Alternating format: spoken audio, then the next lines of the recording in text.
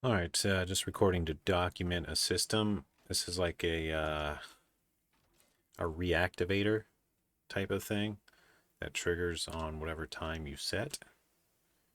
And I'm just going to explain it. It only takes 3 watts to use. I think that's decent. And we're using an exclusive OR, a timer, a blocker, and a splitter just to get enough drops from our branch. So what we're doing here, this is actually for a door closer. I want my doors to close every 15 minutes, basically, which is 900 seconds. You could set it lower for testing purposes. And you want to send 1 watt to this timer and have it, while it's on, block pass through. You want to send 1 watt to this blocker. This is all coming from this thing. But, and then it goes out to whatever you want to switch on. This blocker goes out to, which for me, it's a, I'll just show it, I guess. It's this right here. It's a smart switch, which is ORed with another thing, because there's another thing that can turn it on to. That's not relevant to this circuit. So that's where that goes. And this last one, this last power goes to an exclusive OR, which starts the timer. That means on when this initializes, it's going to get a signal. It's going to send the power through. It's going to activate the timer. So basically, the timer is going to start on server startup, because actually there's this problem with door controllers. When you wire to close only and just have pass-throughs, your door's all open on server reboot, so that's not good.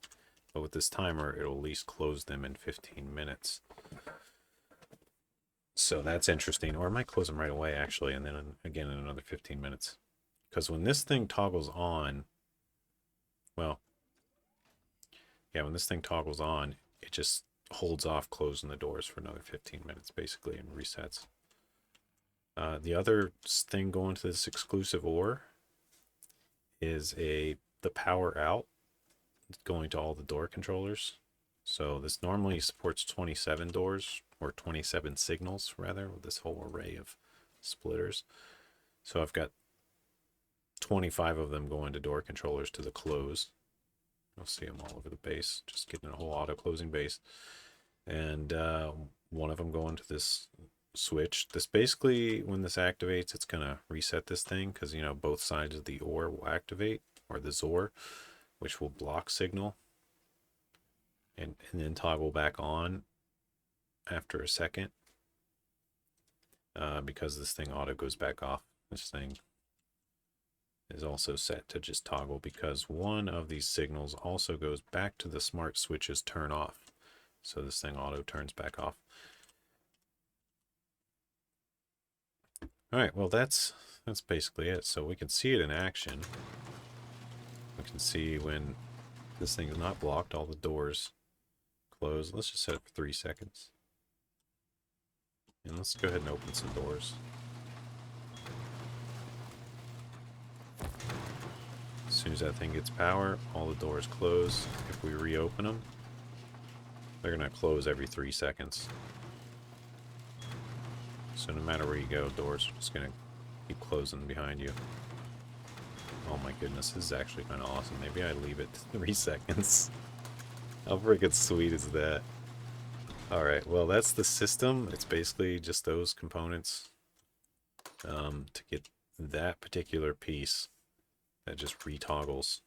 So, well, I see most people do this with, like, I don't know, a different way, like 2 timers, 2 blockers, but you can just use a XOR, and it works pretty good too. This requires additional thinking, logic. Alright, well, that's it for this particular video. I'm going to set this to a different time. We'll see. Let me know. What do you think the timer should be on this bad boy? If you want to stop it, always just right click on the bottom one. All right. Peace out.